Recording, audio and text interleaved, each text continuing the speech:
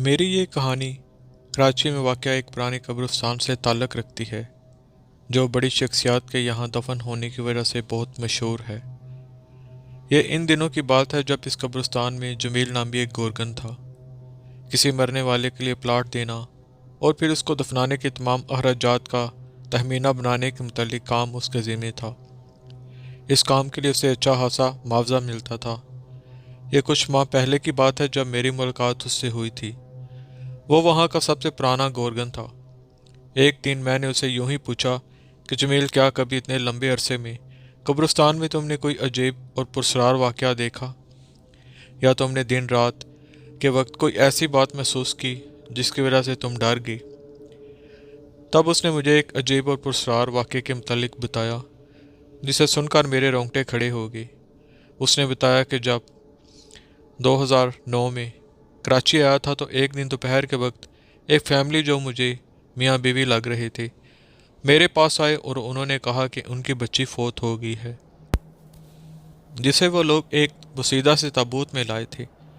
लिबास से वो लोग खुशहाल लग रहे थे, लेकिन ताबूत की हालत बता रही थी कि उसे उन्होंने नया खरीदने की बजाय कहीं से पुराना ही हासिल किया है। ऐसा उन्होंने क्यों किया था, ऐसा सिर्फ मैं ही सोच सका।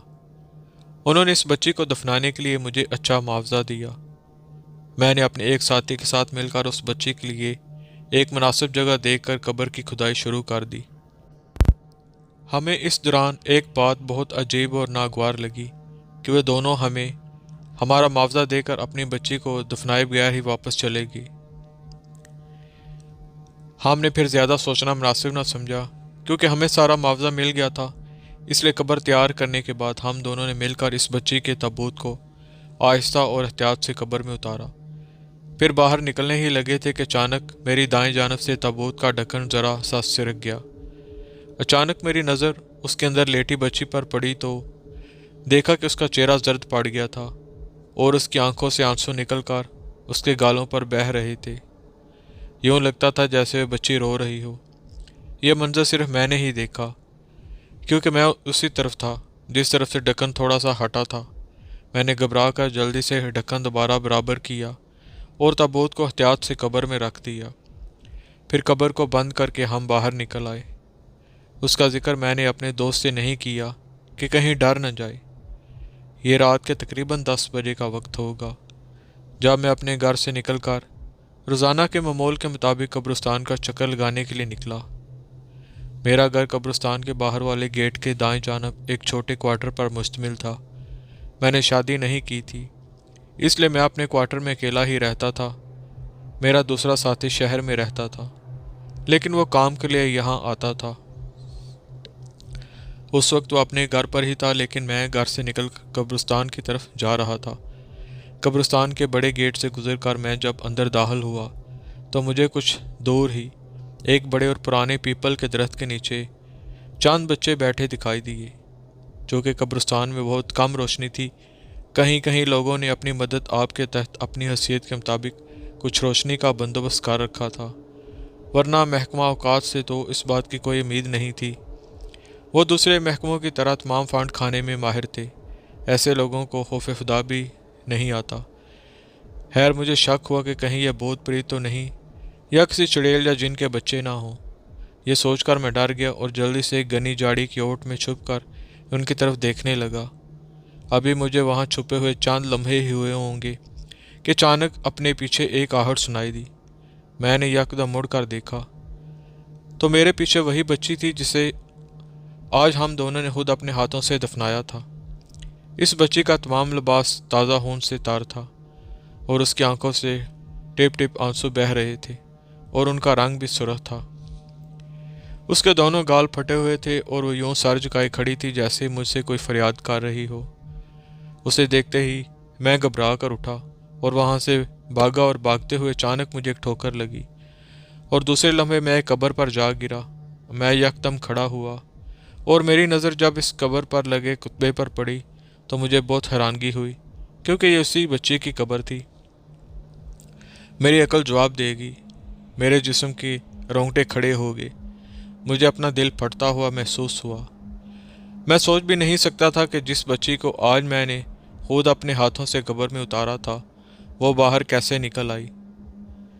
अभी मैं वहां खड़ा सोच ही रहा था कि अचानक यूं महसूस हुआ जैसे कब्र हिल रही हो और उसके अंदर से किसी की इंतहाई तकलीफ में होने और कुराने की आवाज़ें सुनाई देने लगी। रात का वक्त, भयानक कब्रिस्तान का मंजर, एक कब्र से आने वाली पुरस्रार आवाज़ें माहौल में दहशत पैदा करने के लिए काफ़ी थीं। मेरे हाथ पांव ठंडे होने लगे। मैंने जल्दी से भागते हुए उसी पीपल की तरफ देखा तो वो बच्चे अब वहाँ मौजूद नहीं थे, शायद कहीं चले गए थे। ये देखकर मुझे कुछ हौसला हुआ और मैं भागकर उस पीपल के चौड़े तने के पीछे छुप गया। कुछ देर तक सांस बहाल होने के बाद मैंने आहिस्ता से सर बाहर निकालकर इस बच्ची की तलाश में नज़रें दौड़ाईं, तो वो मुझे कहीं दिखाई ना दी। मैं कुछ देर वहाँ खड़ा रहा, फिर मैंने वहाँ से निकलने के लिए वापसी का रास्ता इख्तियार किया, लेकिन उसके लिए मुझे दोबारा इसी कब्र के पास से गुजरना था, क्योंकि कब्रिस्तान का गेट दूसरी जानब था। मैं अपनी तमाम तर हिम्मत जमा करके जैसे ही इस कब्र के नज़दीक पहुंचा तो मेरे मुंह से चीख निकल गई और मुझे चक्कर से आने लगे, क्योंकि वही पुरसरार लड़की अपनी कब्र पर लगे कुतबे के पास बैठी हुई थी और इस बार उसकी आंखें मुझे घूर रही थीं। रात का अंधेरा होने के बावजूद उसकी आंखों की सफ़ेद पुतलियां नुमायां थीं। उसके पास एक कदाल रखी हुई थी। वो बच्ची मुझे देखते ही अपने हाथों से इस कदाल की जानब इशारा कर रही थी। यूं लग रहा था जैसे वो मुझे इस कदाल से अपनी कब्र खोदने के लिए कह रही हो। मैं शीशे पानी में खड़ा होंकों की तरह उसकी तरफ देख रहा था कि अचानक एक धमाके से कब्र फटी और उसमें से आग की लपेटें निकलने लगी। वो मंजर देखकर मेरी रही सही हिम्मत भी जवाब देगी और मैंने वहाँ से भागने के लिए जैसे ही इरादा किया तो मुझे यूँ महसूस हुआ जैसे किसी ने मेरे पाँव में लोहे की बेड़ियाँ डाल दी हों। फिर यकदम किसी ने मेरा हाथ पकड़ कर खींचा। मैंने इस तरफ देखा तो वही भयानक लड़की मेरा हाथ थामे मेरे करीब खड़ी थी और उसके दोनों हाथ में वही कदाल मौजूद थी। फिर न जाने मुझे क्या सूझा कि मैंने उसके हाथ से कदाल ले ली। जैसे कदाल मेरे हाथ में आई तो फौरन कब्र से निकलने वाली आग यूं बुझ गई जैसे किसी ने उस पर मिट्टी डाल दी हो। मैंने यकदम इस बच्चे की जानब देखा तो वो इसी आग की तरफ देख रही थी। मैंने कुछ सोचते हुए जल्दी से कब्र को कुदाल की मदद से उस जानब से खोदना शुरू कर दिया जिस तरफ से आग की वजह से कब्र बच गई थी। फिर जैसे ही मेरी कदाल ताबूत से टकराई, वो काफ़ी जल चुका था। मैंने एहतियात से एक जानब से उसका ढक्कन उठाकर देखना चाहा तो वो लम्हा मेरी ज़िंदगी का एक भयानक लम्हा था। जब मैंने देखा कि ताबूत खाली था, उफ मेरे खुदाया, ये क्या था।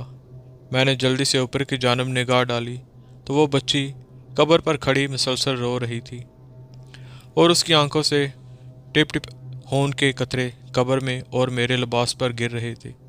फिर यकदम मेरे दिमाग में बिजली के कूंदे की मानद एक ख्याल आया और दूसरे लम्हे मैं फ़ौरन कब्र से बाहर निकला और बच्ची को एहतियात से पकड़कर कब्र में पड़े ताबूत में दोबारा लटा दिया। वो बच्ची खामोशी से मुझे ये सब करते हुए देख रही थी। बच्ची को ताबूत में लटाते वक्त उसके चेहरे पर छा जाने वाला सुकून मुझे आज भी याद है और उसके आंसू भी थम गए थे।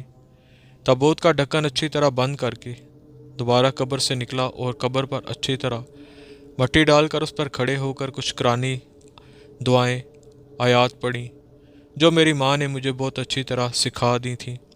वो पढ़ पढ़ कर इस कब्र पर फूंकी और बच्चे के साले सवाब के लिए बहुत सारी दुआएं मांगकर मैं वापस घर पहुंचा। मेरे जहन में यही बात गूंज रही थी कि इसे कब्रिस्तान लाने वाले दफनाने से पहले ही भाग गए थे और इस पर दुआएं वगैरह भी नहीं पड़ी गई थीं। शायद इसीलिए उसकी बेचैन रूह भटकती फिर रही थी और तकलीफ़ में थी। जब मैंने उसे बाकायदा दोबारा दफन करके दुआएं पढ़ी तो उसे सुकून आ गया। फिर मैंने दिल में यह अहद कर लिया कि जब भी कोई मुर्दा दफनाऊंगा तो खुद ज़रूर उसकी कब्र पर खड़े होकर उसकी बख्शिश के लिए दुआएं मांगूंगा।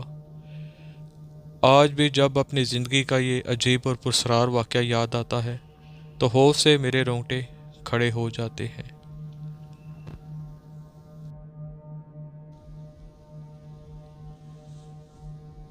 विसाख के दिन थे। हर सौ गंदम के पीले होशे सोने के मानद चमक रहे थे। इन सोने जैसे होशों से जाने कितनी उम्मीदें जुड़ी थीं, जाने कितने ख्वाब वाबस्ता थे, कैसी वैसी ख्वाहिशें थीं जो इनसे पूरी होनी थीं। कितनों की बेटियां पिया देश सुधारनी थीं जाने किस किस के कांधों पर दरा कर्ज का बोझ उतरना था। कितने घरों में बस्ती माओ की आंखों में उम्मीदों के दिए बुझते फिर से रोशन हो गए थे।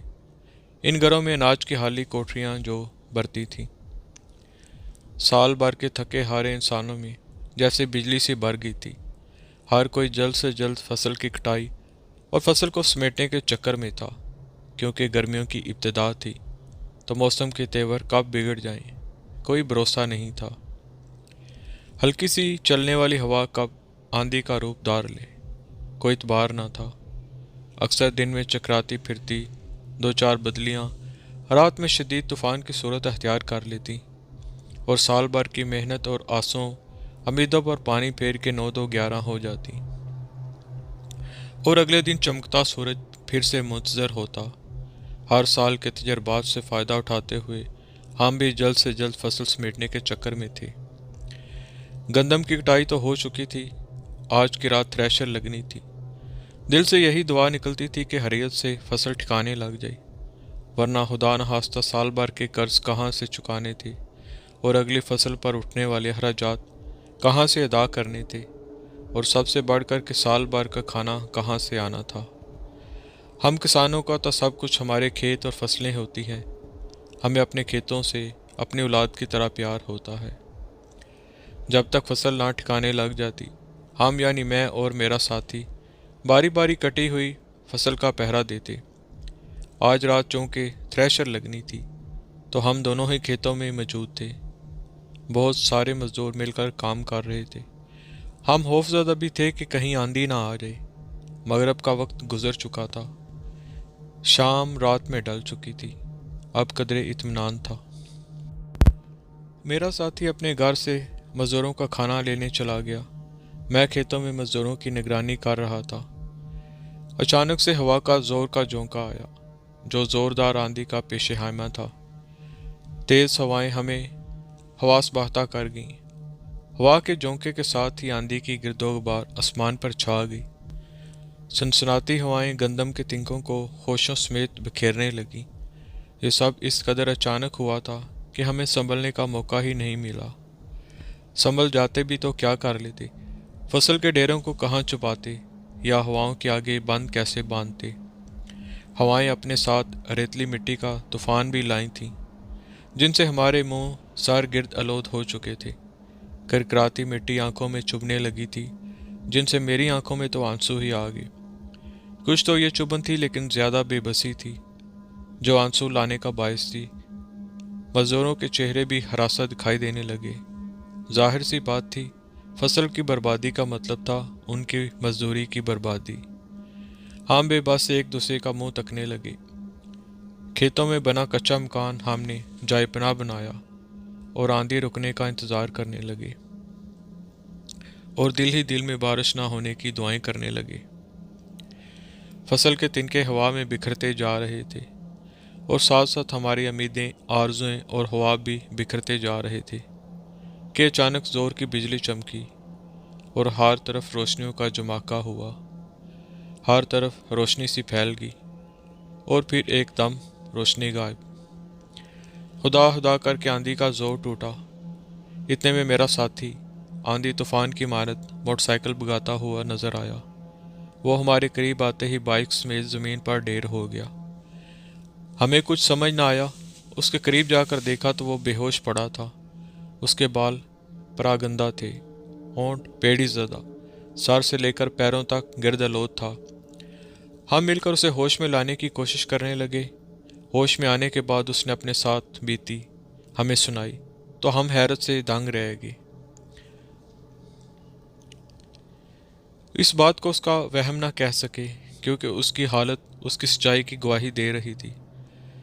दरअसल हुआ ये था कि साथी अभी घर पहुंचा ही था कि तेज़ हवा के झोंके ने उसे हमारी तरह हवास बहता कर दिया। वो खाने को बोलकर इन्हीं कदमों मोटरसाइकिल पर सवार होकर खेतों की जानब दौड़ा। जिस रास्ते से उसने गुजर के आना था, उस रास्ते में एक वीरान खंडरनुमा मकान था, जिसके बारे में लोगों का ख्याल था कि वो असेब ज़दा है। इस खंडर तक पहुँचते पहुँचते आंधी ज़ोरों पर आ चुकी थी। उसने सड़क किनारे एक बूढ़े और बुढ़िया को देखा जो हाथ के इशारे से उसे रोक रहे थे। साथी को उन पर तरस आ गया कि इस तूफान में ये बूढ़े लोग न जाने कहाँ जाना चाह रहे थे। यहाँ यह भी बताता चलूँ कि मेरे साथी का नाम दिलावर है। तो दिलावर ने उनके करीब ले जाकर मोटरसाइकिल रोक दी। कहाँ जाना है बुजुर्गों? दिलावर ने उनसे पूछा तो उन्होंने हाथ से उसी जानब इशारा कर दिया जिस जानब दिलावर जा रहा था। उनकी इसरार भरी खामोशी दिलावर को खटकी, लेकिन उसने इस खामोशी को वराने और आंधी का खौफ जाना। बहरहाल दिलावर ने इन दोनों बुजुर्गों को अपने मोटरसाइकिल पर बैठा लिया। इन्हें बिठाने के बाद अभी वो चला ही था कि उसे अपनी मोटरसाइकिल वजनी होती महसूस हुई। जो जो वो आगे बढ़ता गया तो वज़न बढ़ता गया, यहाँ तक कि मोटरसाइकिल का चलना दुश्वार हो गया।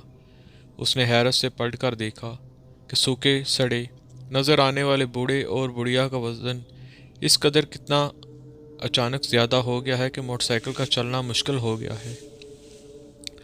लेकिन पलट कर देखने पर वह हैरत से दंग रह गया, क्योंकि इन दोनों की टांगें इस कदर लंबी हो चुकी थीं कि मोटरसाइकिल के साथ साथ ज़मीन पर घसीटती हुई आ रही थीं।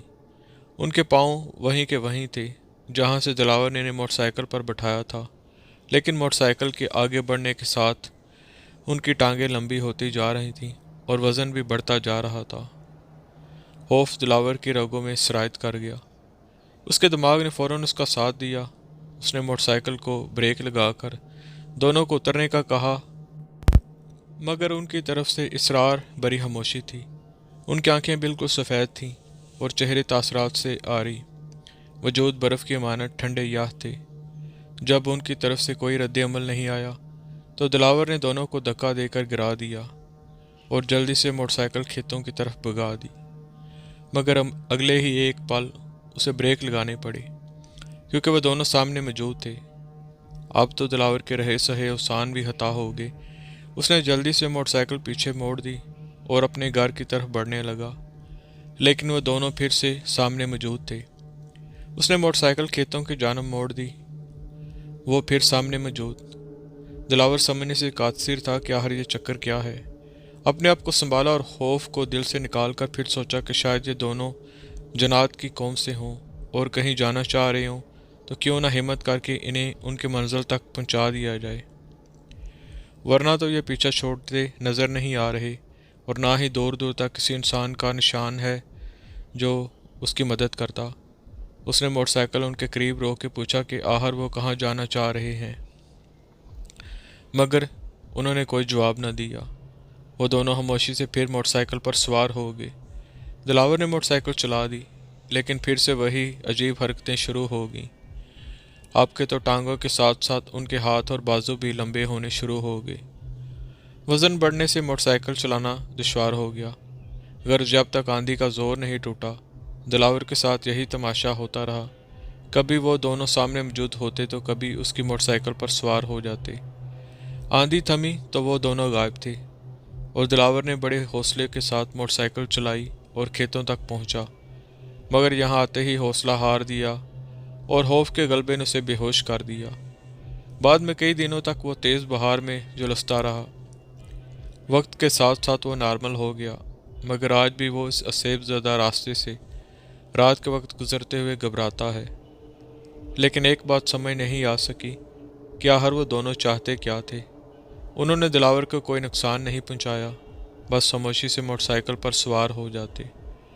शायद अपने मनपसंद मौसम में वो मोटरसाइकिल की सवारी का मज़ा लेना चाहते थे। और फिर दोनों मोटरसाइकिल से उतर गए। दिलावर इन्हें टिकटी बांधे देखता रहा कि इतने में बूढ़े की आवाज़ सुनाई दी, जा जा चला जा, भले का भला होता है, खुशी से चला जा। हमदर्दी और दुआएं काम आ गई।